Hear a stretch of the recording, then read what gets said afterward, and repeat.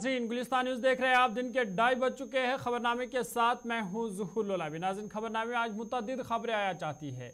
बात सियासत की होगी क्योंकि जम्मू कश्मीर में इत्तेहाद की हलचल जो है वो जोरों पर है। उस हवाले से हम आगे चलकर बात करेंगे और बात आज तालिब इल्मों की भी होगी क्योंकि आज 12वीं जुमात का इम्तिहान था लेकिन उनको 11वीं जुमात का सवालिया पर्चा आया था। उस हवाले से भी आगे चलकर बात करेंगे और बात आज सोपोर की भी होगी क्योंकि शुमाली कश्मीर सोपोर में आज एक 40 साल शख्स की लाश जो है वो बरामद की गई। उस हवाले से भी आगे चलकर बात करेंगे, लेकिन सबसे पहले बात सियासत की होगी। और आपको बता दें कि एक तरफ से जहां पार्लिमानी इंतखाबात के हवाले से पूरे मुल्क के साथ साथ जम्मू कश्मीर में सियासी हलचल तेज है, वहीं अब इत्तेहाद की खबरें भी गर्दिश कर रही है। और खबर यह है कि डेमोक्रेटिक प्रोग्रेसिव आज़ाद पार्टी और अपनी पार्टी इत्तेहाद करने जा रही है। आपको बता दें कि पीपल्स कॉन्फ्रेंस भी इत्तेहाद में शामिल हो सकती है। ज़राए के हवाले से यह भी खबर है कि पीपल्स कॉन्फ्रेंस भी इस इत्तेहाद में शामिल हो सकती है। आपको बता दें कि इस हवाले से बातचीत का सिलसिला जो है वो जारी है। और आपको बता दें कि बारामूला, श्रीनगर और अनंतनाग राजौरी पार्लिमानी नशस्तों पर जम्मू कश्मीर अपनी पार्टी और DPAP के माबीन अलायंस पर गुफ्तगू बड़े पैमाने पर जारी है, जबकि इस अलायंस में पीपल्स कॉन्फ्रेंस को भी शामिल किए जाने पर गौर किया जा रहा है। जम्मू कश्मीर अपनी पार्टी के ज़राए ने बताया है कि अपनी पार्टी के सदर सईद अल्ताफ बुखारी और डेमोक्रेटिक प्रोग्रेसिव आज़ाद पार्टी के सदर गुलाम नबी आज़ाद आपस में अलायंस करने पर गुफ्तगू कर रहे हैं और आने वाले दिनों में दोनों लीडरान इस बात का ऐलान करेंगे। और ख़बर यह भी है कि उम्मीदवारों के मुतालिक अभी तक का अगरचे हतमी फैसला नहीं हुआ है, तमाम ज़राए का मानना है कि सज्जाद गनी लोन के साथ भी बात हो रही है और अगर उन्होंने अलायंस की शराइत पर मुफाहमत दिखाई तो उनके साथ भी अलायंस हो सकता है। और अपनी पार्टी के जनरल सेक्रेटरी रफ़ी मीर ने इस हवाले से कुछ दिन पहले बताया कि आने वाले दिनों में अलायंस के खदोखाल के मुतालिक जानकारी दी जाएगी और उम्मीदवारों का भी ऐलान जल्द होगा। इधर DPAP के तर्जुमान सलमान निज़ामी ने भी अलायंस के मुतालिक गुफ्तगू की तस्दीक करते हुए कहा कि आने वाले दिनों में गुलाम नबी आज़ाद अलायंस का ऐलान करेंगे। अपनी पार्टी के तर्जुमान मुंतज़िर मोहद्दीन ने अलायंस के हवाले से क्या कुछ कहा वो पहले आपको सुनाते और उसके बाद सीधा अपनी नुमाइंदे के पास भी चले।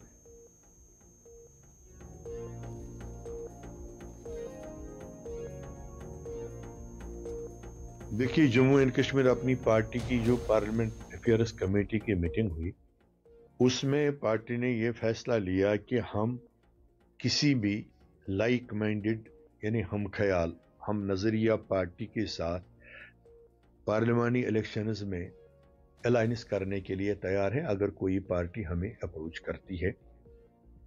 और अगर हमें भी किसी पार्टी के साथ बात करनी पड़ेगी, ज़रूरत हमें महसूस होगी तो हम भी बात करेंगे और हमारी पार्टी के दरवाजे खुले हैं।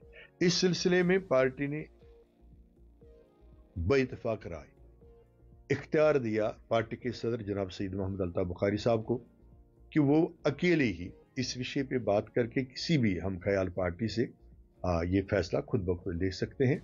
पार्टी ने उस कमेटी मीटिंग में उनको ये इख्तियार दे दिया है। तो इसलिए ये अभी कबल वक्त सारे मामला है, अभी परमेशन स्टेज में है, अंडर प्रोसेस पोजीशन है, बातें चल रही हैं, लेकिन ये कोई फाइनल स्टेज पे नहीं है बात। और अभी इसमें कोई उतनी पेशरफ्त नहीं हुई है कि किसी का नाम इज़हार किया जा सके या उसुक से ये कहा जा सके कि फलानी पार्टी के साथ जा रहे हैं या फलां पार्टी अलायंस में आ रही है।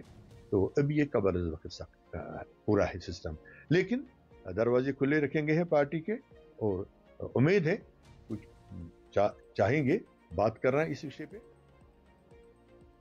सीधा श्रीनगर आपको ले चलेंगे, हमारे नुमाइंदे फैसल रियाज हमारे साथ है। फैसल, बहुत शुक्रिया ज्वाइन करने के लिए। अपडेट कीजिएगा, अपनी पार्टी और डेमोक्रेटिक प्रोग्रेसिव आज़ाद पार्टी के दरमियान तो पहले ही जो इत्तेहाद की बात है वो सामने आ रही है, लेकिन अब पीपल्स कॉन्फ्रेंस भी इसमें शामिल हुई है। क्या कुछ आपके ज़राए कहते हैं?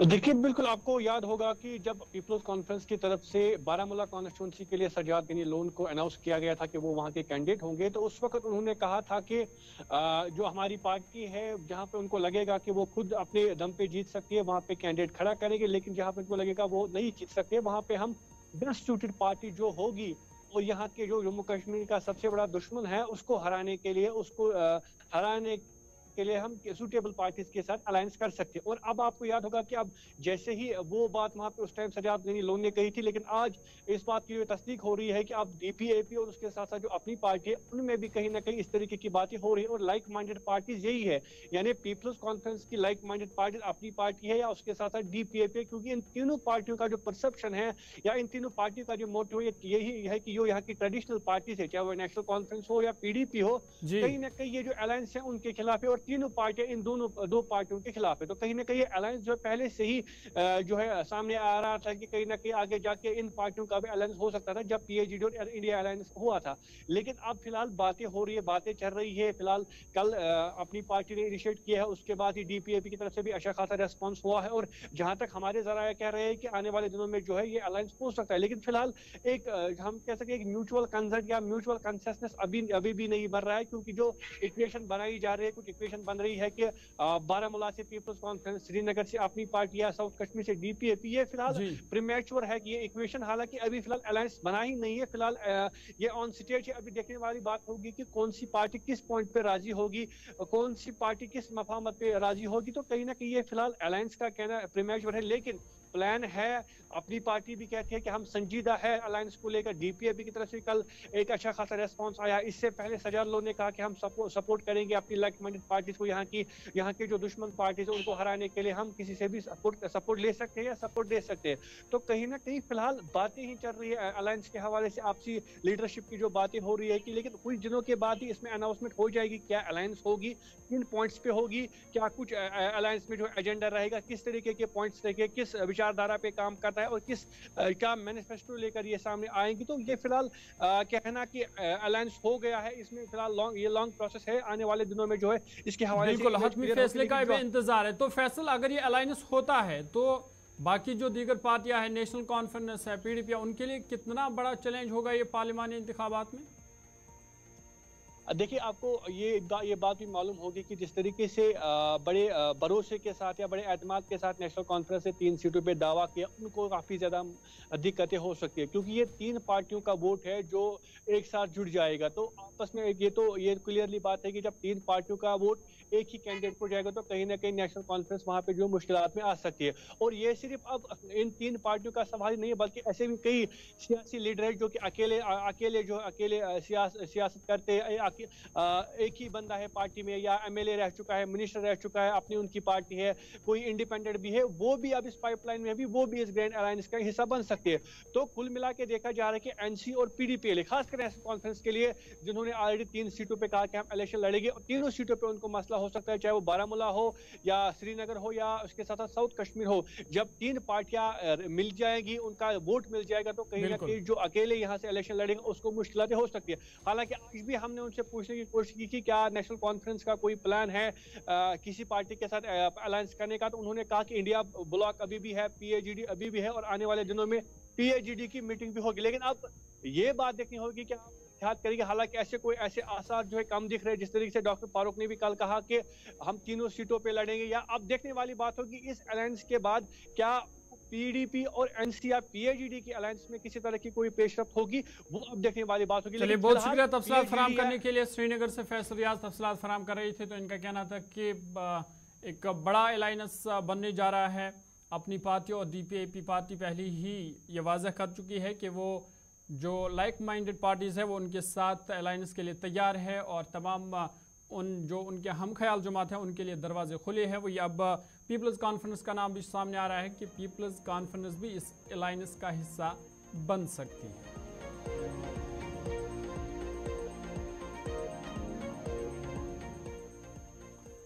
चलिए आगे बढ़ते हैं। आपको बता दें कि आज बोर्ड इम्तिहान में लापरवाही का मामला सामने आया। 11वीं जमात का सवालिया पर्चा 12वीं के तलबा में तकसीम हुआ। आज चूँकि 12वीं जमात का एग्ज़ाम चल रहा था और जिस दौरान वहाँ पे 11वीं जमात का सवालिया पर्चा जो है उनको दिया गया। इस हवाले से फिर Jammu Kashmir board of school education ने फ़िलहाल इम्तिहान मुलतवी कर दिया है और नई तारीखों का ऐलान जो उनकी तरफ से कहा गया कि जल्द ही किया जाएगा। आपको बता दें कि Jammu Kashmir board of school education ने 12वीं जमात के इम्तिहान के दौरान तलबा को 11वीं जमात का सवालिया पर्चा तकसीम किया, जिसकी वजह से 12वीं जमात के हज़ारों तलबा उनमें तज़ब्ज़ुब पैदा हो गया। 12वीं जमात के सालाना रेगुलर इम्तहानात में शिरकत करने वाले कुछ इम्तिहानी इंचार्ज और तलबा ने बोर्ड हुकाम के बेपरवाह रवैये पर तशवीश का भी इजहार किया है। और तालिब इल्मों के मुताबिक फिजिकल एजुकेशन का इम्तिहान का पैटर्न बिल्कुल मुख्तलिफ था जैसा कि बोर्ड ने दिखाया और मुतल्ला किया था। उन्होंने कहा कि सितम ज़रीफ ये है कि 12वीं जमात के निसाब से सिर्फ 2 ही नंबर लिए गए थे। 12वीं जमात का बाकी सवालिया पर्चा 11वीं जमात के निसाब से तरतीब दिया गया था। इम्तिहानी मराकज़ में कई तलबा रो भी रहे थे, जबकि 1-2 तलबा इल्मों की बेहोश होने की खबरें भी सामने आई है। इधर Jammu Kashmir board of school education ने फिलहाल इम्तिहान जो था आज का वो मुलतवी कर दिया और नई तारीखों का ऐलान जल्द ही किया जाएगा। तलबा इस हवाले से क्या कुछ कह रहे हैं वो आपको सुना दें। एजुकेशन का एग्ज़ाम था, जब हमें वो एग्ज़ाम दिया गया तो हमने चेक किया कि वो एग्ज़ाम 11th क्लास का था, उसमें मिसप्रिंट हुआ गया था, 11th की जगह वहाँ पे 12th लिखा गया था। और एक्चुअली हमारा जो 12th का एग्ज़ाम होता है वो 60 मार्क्स का होता है, बट वो मार्क्स 70 का था। तो इससे हमें पता चल गया कि ये 11th का किया गया है और सारा सिलेबस भी अलग था। वो 11th का सिलेबस था, एक भी क्वेश्चन हमारा 12th का नहीं था। और सेट भी बहुत ज़्यादा अलग आए थे। जो मैं थी मुझे सेम सेट था, मेरी पीछे वाली को सेम सेट था, तीनों को सेम सेट था। ये भी बहुत बड़ी गलती हुई उनसे। फिर उसके बाद हमने जब टीचर्स को ये कहा तो टीचर्स ने चेक किया तो वो देखा उन्होंने कि 11th का था। फिर उन्होंने बोर्ड वालों से थोड़ी बात की उनसे, तो उन्होंने कहा कि अभी कुछ कंफर्म नहीं हुआ है। तो उन्होंने बोला कि आप पेपर लिखो। तो हम बोला कि हम क्या पेपर लिखें इसमें, तो उन्होंने बोला कि आप थोड़ा बहुत जो आपको आता है वो लिखो। फिर हमसे पेपर ले लिया गया। अभी कुछ कंफर्म नहीं हुआ है। इन्होंने ये सबसे बड़ी गलती की है कि पेपर गलत कर दिया इन्होंने। अब हम किसका प्रिपेयर करें, आगे पॉलिटिकल का करें कि किसका करें, आगे भी बच्चों के एग्जाम्स हैं। फिर उसके बाद हमने CUT का भी एग्ज़ाम देना है उसकी। मेरा नाम चर्चा गुप्ता है, मैं निडल से हूँ और मेरा आज फिजिकल एजुकेशन का पेपर था। तो आज मैं जब हॉल में आई थी, जब हमें क्वेश्चन पेपर्स मिले तो उन्होंने हमें 11th क्लास का सिलेबस दिया हुआ था, उसमें से कुछ भी 12th क्लास का नहीं आया था। ऑब्वियसली बात है 11th हमने पढ़ी है, हमें आता होगा। तो टीचर्स ने हमें बोला जो आपको मिला हुआ है आप वो लिख जाओ, मतलब लिख दो जो है। अब ये भी कंफर्म नहीं था कि हमारा वापस पेपर होना है, आज ही होगा या कल होगा या नेक्स्ट महीने होगा। उन्होंने कुछ कंफर्म नहीं किया। हम लिखने लग गए, हमें जो जो आता था हमने लिखा। आगे वाली को सेम पेपर था, मेरे साइड वाले को भी सेम सेट मिला हुआ था। तो मतलब वो भी कंफर्म नहीं था कि हाँ वही करना है जो बोला गया है। और सबसे बड़ी बात, हमें पता ही नहीं था कि आज हमारे साथ कुछ ऐसा होगा। हम वो सोच के शॉक हो गए थे, सब टेंशन में आ गए बच्चे कि आज इसके बाद हम करेंगे क्या। चलिए आगे बढ़ते आपको बता दें कि श्रीनगर लेह शाहरा के हवाले से बड़ी खबर है, क्योंकि शाहरा पर बर्फ हटाने का काम मुकम्मल हुआ है और आज आजमाइशी तौर पर गाड़ियों को रवाना किया गया। तकरीबन 37 छोटी बड़ी गाड़ियां जो है वो मिनी मर्ग से उन्हें श्रीनगर की तरफ रवाना किया गया। आपको बता दें कि करीब 1 माह तक भारी बर्फबारी की वजह से बंद रहने के बाद श्रीनगर लेह शाहरा आज आजमाइशी तौर पर 37 के करीब टाटा मोबाइल गाड़ियों को मिनी मर्ग से श्रीनगर की तरफ उन्हें रवाना किया गया। और तफसीलात के मुताबिक गुज़िश्ता रोज़ 4 बजे श्रीनगर लेह शाहरा से बर्फ़ हटाने का काम मुकम्मल किया गया, जिसके बाद करगिल पुलिस और बीकन प्रोजेक्ट के अफसरान ने जोजिला का दौरा करके सड़क की सूरत-ए-हाल का जायजा लिया, जिसके बाद आज सुबह 10 बजे मिनी मर्ग से श्रीनगर की तरफ आजमाइशी तौर पर 37 के करीब टाटा मोबाइल गाड़ियों को रवाना किया गया। पुलिस के मुताबिक आज मिनी मर्ग से श्रीनगर की तरफ आजमाइशी तौर पर टाटा मोबाइल गाड़ियों को रवाना किया गया। बता दें कि भारी बर्फबारी की वजह से श्रीनगर लेह शाहरा को एहतियाती तौर पर ट्रैफिक के आमद-ओ-रफ्त के लिए बंद कर दिया गया था, जिसके बायस माह सियाम के मुतबरिक अय्याम में करगिल लद्दाख और द्रास में ताज़ा सब्ज़ी और फलों की अदम दस्तियाबी की वजह से लोगों को मुश्किलात का सामना करना पड़ता था। ताम मौसम बेहतरानी के साथ ही बीकन और प्रोजेक्ट विजेक ने श्रीनगर लेह शाहरा के दोनों तरफ से एक हफ्ते में बर्फ हटाने का काम मुकम्मल किया है और फिलहाल आज आजमाइशी तौर पर गाड़ियों को रवाना किया गया। और अगर मौसम साफ रहा तो आने वाले दिनों में शाहरा को मुकम्मल तौर पर बहाल किया जाएगा।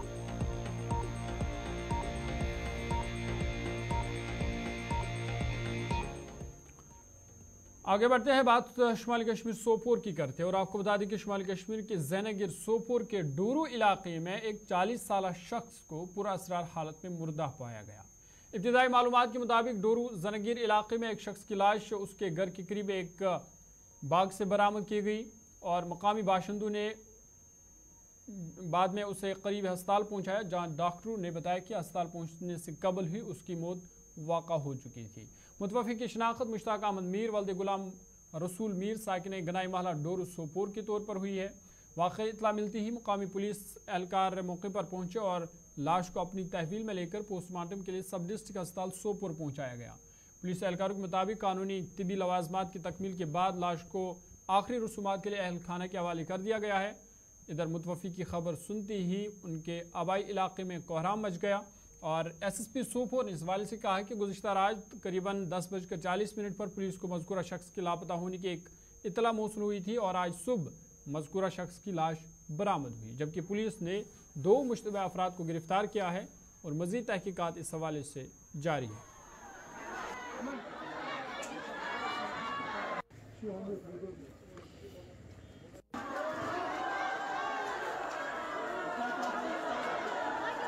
बरादर इधर शामन बत ये पन्नस वार डूरस पे अत कर या और वापस अमस पन बची सत बची आई गर ब्रोह ब्रोह तो यह रोद अति अमस आए अत लड़कह जमो दोप अमस े दि पन यह नंबर अमो दुत अमस फोन नंबर तो बची आए गर अथ सत गो यह लापता प्राना 8:30 2 कॉल कर फोन कर कॉल तो यह कत अमस गो अथ स्विच बंद गो मोबाइलस अथ स्विच बंद अस कर तो अस कोर बारपोर चौक कोर मे फोन SHO साहबस तो SHO साहबन कर कार्रवाई ब्रोट तो पुलिस पे जाए वारदात पे वात तो गई अमन सत दिस और त नजर खास मज तो अत रतन 3 तान कर अत सर्च तो मगर अत मिले यम कह पत कर आए और घर तो बैठ घर गंट खंड तो गंट पत आए और सोरे DSP साहब आव SHO साहब आव तमाम आए तो वात मे नश कोर मे फोन तो बह वोत्स अमन नश अत पे कर तो गए अत जाए वारदात पे अत जाए वारदात पे गई अत यह पोमुत पत्थर नथ नुन यह नंगाई अमिस नाले कह अमिस कनो सत दोगमुत यह ताल ये कलस जद कन हुंद ताल इथे पे जद अत कर तो बेस नमन बुह दन त फटरत बे उंगली चचमस द्रातो सत चटित यह कोर्मुत मे यह गुजारिश बह कर यह गुजारिश बह पन्नस हुकूमत। देखिए कल रात हमें तकरीबन 10:40 पर रात को PP वारपोरा को टेलीफोनिकली एक इंफॉर्मेशन मिला था। डूरू पे सोपोर में रहने वाला है मुश्ताक मीर, वो मिसिंग है। तो उस इंफॉर्मेशन रिसीव करने के तुरंत हमने मिसिंग रिपोर्ट दर्ज किए हैं, मल्टीपल सर्च टीम्स फॉर्म किए हैं।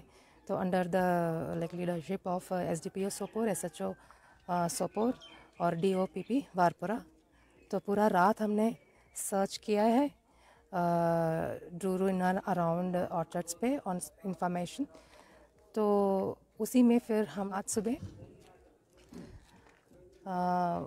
वैसे डिसीज्ड का डेड बॉडी आइडेंटिफाई किया गया है, वहाँ से शिफ्ट किया गया है, सारे मेडिकल लीगल फॉर्मेलिटीज़ किया गया है और अभी फैमिली को भी हैंड ओवर किया। डेड बॉडी रिट्रीव किया गया है उनका। ऑल कश्मीर डिस्ट्रिक्ट गुरुद्वारा प्रबंधक कमेटी कोऑर्डिनेशन कमेटी ने श्रीनगर में प्रेस कॉन्फ्रेंस करते हुए कश्मीर की सिख कम्युनिटी से मुतल्लिक अहम मसाइल उजागर किए। उन्होंने कहा कि ST स्टेटस में सिख तबके को नज़रअंदाज किया गया, उन्हें भी ST स्टेटस मिलना चाहिए। मज़ीद उन्होंने कहा कि कश्मीर खित्ते में सिख तबके के लिए खुसूसी जॉब पैकेज का ऐलान होना चाहिए और पंजाबी ज़बान का निफाज भी अमल में लाना जाना चाहिए ताकि सिख तबके को भी बराबर हुकूक मिले। फॉर एग्ज़ाम्पल अभी मैं अगर बात करूं, पहाड़ी स्टेटस अभी दिया गया। जब कोई दिल्ली में छुट्टी मनाने आता है वो कहते हैं चलो जी किसी पहाड़ी इलाके में जाएं। मैं तो मेरा ये मानना है, चाहे वो मुसलमान भाई हो चाहे सिख भाई हो, वो सारा पहाड़ी इलाके में यहाँ रह रहे हैं, तो खाली 1, 2 या 3 ही सेक्ट्स को क्यों पहाड़ी स्टेटस दिया गया। मेरी तो डिमांड है पूरे कश्मीर को स्टेटस दिया जाए पहाड़ी स्टेटस। अगर आप हमारे जो सिख कम्युनिटी हैं, जो उनके आप जिस इलाके में वो रहते हैं, अगर आप वो देखें तो आप परेशान हो जाएंगे कि मैं हैरान हूँ कि वो किस तरह वहाँ रह रहे हैं। वो इतने बड़े दूर दराज पहाड़ी इलाकों में रहते हैं। गवर्नमेंट ने हमें बहुत नज़रअंदाज किया, हमें इस बात का बहुत दुख है। आज इस प्लेटफॉर्म से हम आपको कहते हैं कि गवर्नमेंट हमें जितना साथ देना चाहिए था उनको, इतना हमारा साथ नहीं दिया उन्होंने, खासकर कश्मीरी सिखों को। चाहे हम जॉब्स पैकेज की बात करें, अभी माइग्रेंट्स नॉन माइग्रेंट्स के लिए पैकेज आया जॉब पैकेज का, तो उस समय जो हमारे सिख भाई हैं उनको बाहर रखा गया। तो इतनी ज़्यादती क्यों? क्योंकि अभी देखिए ये हमें भी बड़ा अफसोस है कि जब ये मिलिटेंसी शुरू हुई तो उसमें कई पंडित भाइयों को ये कश्मीर छोड़ के जाना पड़ा। हमें इस चीज़ का बहुत दुख है। हमें उनका ये उनको जो पैकेज मिला हमें उस पर भी खुशी है। बट क्या अब कश्मीरी सिख जब यहाँ से जाएंगे तब गवर्नमेंट जागेगी फिर उनको भी पैकेज दे के बुलाएगी? ऐसा माहौल नहीं होना चाहिए। उनको चाहिए आज ही से ये माइनॉरिटी जो हम यहाँ हैं हमारा ख्याल रखें। ये हमारे बड़े भाई जो मुसलमान हैं उनका भी फ़र्ज़ है कि वो भी ख्याल रखें। हम एक सोशल फैब्रिक है जिसमें एक अलग अलग कलर। आगे बढ़ते हैं। श्रीनगर के रैनावारी इलाके में वाक़ा तारीखी बादाम वारी में लगे बादाम के दरख्तों पर फूटे दिलकश शगुफ़ों के दीदार से लुत्फ़अंदोज़ होने के लिए सयाहों की आमद का सिलसिला शुरू हुआ है। तारीखी हरी पर्वत किले के दामन में वाक़ा बादाम वारी में लगे बादाम के दरख्तों पर फूटे सफ़ेद व गुलाबी रंग के शगुफ़ों से हर सो जन्नत का समा बन गया है। बादाम के दरख्तों पर ये शगुफ़ी काबिल दीद है जिनसे रूह को सुकून और आँखों को ठंडक पहुँचती है। बादामवारी में आने वालों का कहना है कि ये बाग बहुत खूबसूरत है। गैर मकामी सयाहों का कहना था कि यहाँ आकर लगता है कि सचमुच कश्मीर का चप्पा चप्पा जन्नत है और यहाँ हर मौसम की अपनी अलग ही शान और शौकत है। उन्होंने बाकी लोगों को भी दावत दी है कि वो बादामवारी का ज़रूर दौरा करें। मेश नाव जैदम बागवान गार्डनर वार कर इंशाल्लाह गैस हफ्ते लगे कंप्लीट। एक हफ्ते बाद फुल फ्लायर्स बेहतरीन टूरिस्ट बाकी वगैरह आराम सान हेकन फोटोग्राफी शूटिंग वारिया तुम तरफ तैयारी पन जाए फिट ओके पार्क ओके कर पान खुली तो इंशाल्लाह इन टूरिस्ट तम नजर ये बिल्कुल ठीक सोरे अहन लगान पन्ने डिपार्टमेंट की तरफ से लगान tourism department bro dancing hall बन अत बाजित फेस्टिवल कम से कम फेस्टिवल चालू गई फुल वुल लुक दोस मिनिमम 10,000 लोग। मेरा नाम नीलम है। वर्ड्स तो है ही नहीं हमारे पास, इतनी अच्छी और इतनी प्यारी जगह है। कभी नहीं इसलिए तो यहाँ आए कश्मीर घूमने। कितने दिन का ट्रिप है आपकी? हमारा तकरीबन 8 दिन का है। अभी तक कहाँ पे गए हैं आप? हम गुलमर्ग गए, पहलगाम गए, दूध पथरी गए। बहुत ही बढ़िया था और जो बर्फ में जो मजा आया स्नो में, इट वॉज अमेजिंग। हमें टुलिप गार्डन देखना था बट आई गेस 1 अप्रैल को शायद ओपन हो रहा है, अभी तो बंद है। 23 को चालू हो रहा है। ओके बट हम लोग का एक्चुअली कल का टिकट है। तो चलिए अभी तक के ताज़ा उर्दू खबरनामे में फिलहाल इतना ही। अपने मेज़बान ज़ुहूर लोलाबी को दीजिए इजाज़त। देश दुनिया की बाकी खबरों के लिए आप देखते रहिए गुलिस्तान न्यूज़।